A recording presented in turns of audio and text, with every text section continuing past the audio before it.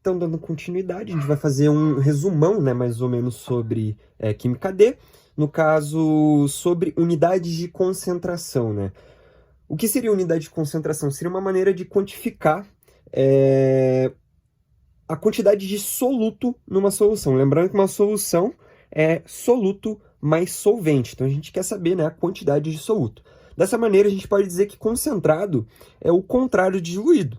Só que a gente não pode fazer essa afirmação sem ter uma comparação antes. Então, a gente precisa comparar duas soluções e verificar qual é a mais concentrada e, no outro caso, seria a mais diluída. Não tem como você simplesmente afirmar, né, se ela está concentrada ou não. A gente pode falar, né, que se a gente fazer um suco e esse suco ficar muito, muito forte, a gente pode falar que ele é concentrado, mas perto do vinagre, será que ele estaria realmente tão concentrado assim? Então a gente precisa comparar, né, para fazer esse tipo de afirmação. Claro, no dia a dia não tem problema. Se você toma um suco que está muito forte, você pode falar que ele está concentrado, né? Mas, de uma maneira, para estudo, a gente sempre tem que fazer a comparação. Então, nesse caso, a gente vai fazer uma comparação aqui. A gente vai ter 3 Beckers, o caso 1, caso 2 e caso 3. Veja que no caso 1, a gente vai ter 10 gramas de cloreto de cobre.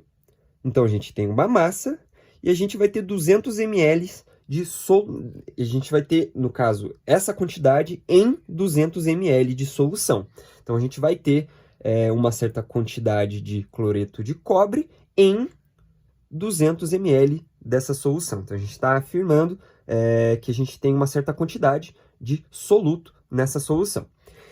No caso 2, né, no Becker 2, a gente vai ter 20 gramas de cloreto de cobre em 200 ml de solução. Então, veja que nesse caso a gente tem a mesma quantidade de solução.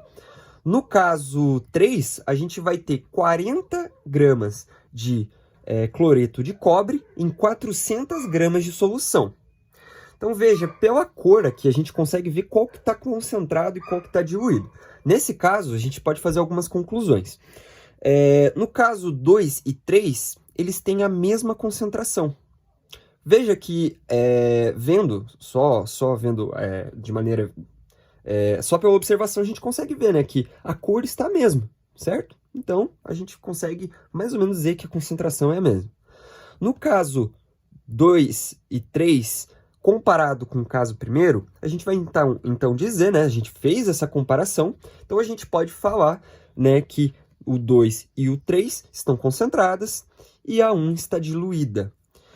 Então, só por olhar, a gente consegue ver que as concentradas, elas vão ter uma cor, um cheiro ou um sabor mais intenso. Então, dessa maneira, só olhando a gente consegue ver. Mas a gente não pode simplesmente pegar um componente químico e ir cheirando e sentindo o sabor e provando, né, para ver se está concentrado ou não. Então, a gente precisa de uma razão matemática para verificar isso. Vejamos então. A gente vai falar agora sobre a concentração simples ou comum, né, que é uma maneira quantificada e matemática de fazer, né, essa definição. Então, o que seria a concentração simples ou comum? A gente vai ter que concentração simples ou comum é a massa do soluto sobre o volume da solução. Então, veja nesse caso aqui que a gente tem uma massa do soluto e um volume de solução. Então, a gente vai ter, no caso, as unidades de medidas podem variar, né? Então, a gente vai ter grama por litro, miligrama por litro, grama por centímetro cúbico. Então, sempre vai ser uma massa sobre uma solução. A gente vai fazer, então, aqui a gente vai fazer essa análise referente aos 3 casos. Então, vamos fazer essa análise.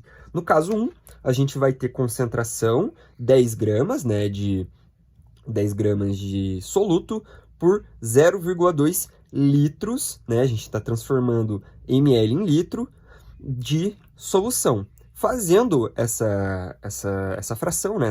essa divisão, a gente consegue ver que vai dar o resultado de 50 gramas por litro. Então, a gente consegue definir que a concentração dessa daqui é 50 gramas por litro. No caso 2, a gente vai ter o seguinte, a gente vai ter 20 gramas de cloreto de cobre, certo?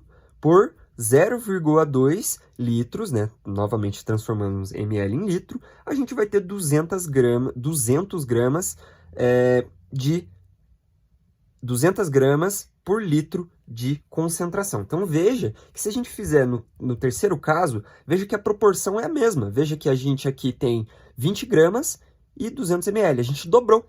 Então, a gente foi para 40 gramas e 400 ml. Então, nesse caso, veja que a proporção vai ser a mesma. O que a gente definiu aqui só observando que as duas são concentradas e a gente tem a mesma concentração, matematicamente, fazendo o cálculo, a gente vê que elas são de fato iguais. Então, matematicamente está provado, né, que essas duas aqui têm a mesma concentração. Mas existem outras maneiras, né, da gente fazer essa análise. No nosso dia a dia a gente vai encontrar algumas maneiras em que vão estar rotulados nos produtos, né? Sejam produtos químicos, alimentícios, a gente vai ter uma maneira de quantificar. São basicamente 3 formas de fazer essa quantificação. Primeiro a gente vai ter o título em massa, que é esse Tzinho estranho, por M. Então, vamos primeiramente, né, para o que seria o cálculo. O título em massa, veja que não vai mudar, é soluto por solução, como era aqui, soluto por solução. Mas como a gente está tratando da massa, só especificamente da massa, então vai ser a massa do soluto pela massa da solução. Então, a gente tem que ver que vai ser um valor maior que 0 e, no caso, menor que 1. Porque se no caso fosse 0, em algum dos casos, não seria matematicamente possível. E se fosse 1, em algum dos casos, pense o seguinte, se a gente vai ter uma solução, né, em que a gente vai ter, no caso, a quantidade de soluto como se fosse uma parcela única. Então, nesse caso, não seria possível, porque a gente não teria uma solução, a gente só teria soluto. Então, não pode ser maior que 1 e não pode ser menor que 0. Então, a gente sempre vai ter que ter isso em mente, porque simplesmente matematicamente vai ser impossível, né, sair desse quesito, né, desse valor.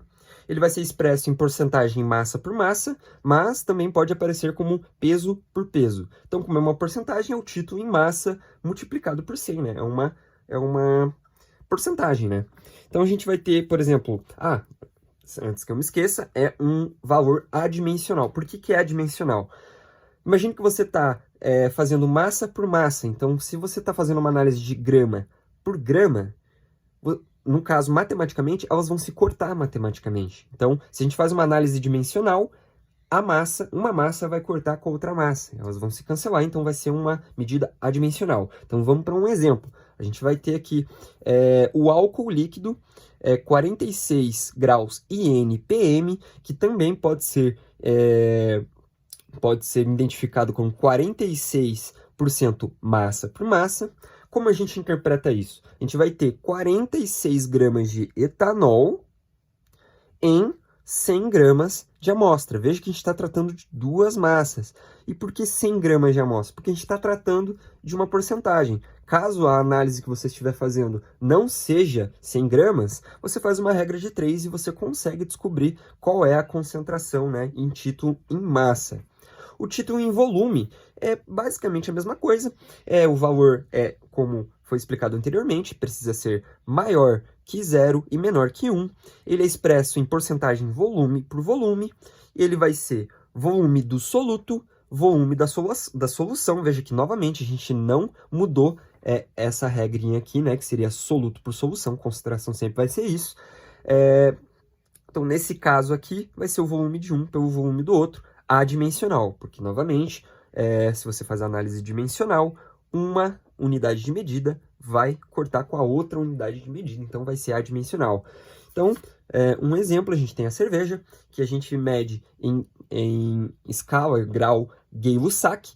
Então, veja que a gente vai ter uma cerveja de 4,7 graus Gay-Lussac, então a gente interpreta isso como 47% volume por volume, e a interpretação é que há 47 ml de etanol em 100 ml de amostra. Novamente, 100, porque é a maneira mais fácil de você lidar com uma porcentagem, mas, novamente, se não for um valor de 100 ml, você faz uma regra de 3 usando, né, o valor de 100 ml, sem nenhum problema. Terceira maneira é a porcentagem de massa por volume. Ele indica a massa em gramas de soluto em 100 ml de solução. Veja que a gente sempre está usando 100 ml de amostra. Então, se você quer saber a quantidade de massa de soluto em 100 ml de solução. Então, nesse caso, ele não vai ser um valor adimensional, porque a gente vai ter duas unidades de medida diferentes.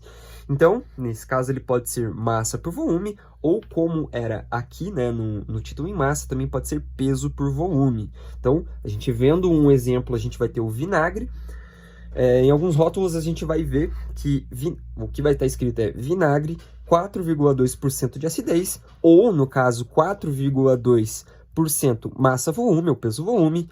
Qual é a interpretação disso? Nós temos 4,2 gramas, uma massa, de ácido acético, que é o vinagre, em 100 ml de amostra, ml volume. Então, nesse caso, a gente vai ter uma massa por um volume. Geralmente, né, no caso do vinagre, aqui seriam 100 ml de água. E a densidade de uma solução é importante para saber, né, para fazer alguns exercícios e algumas análises, é importante você saber da densidade de uma solução. Densidade a gente sabe que é massa por volume.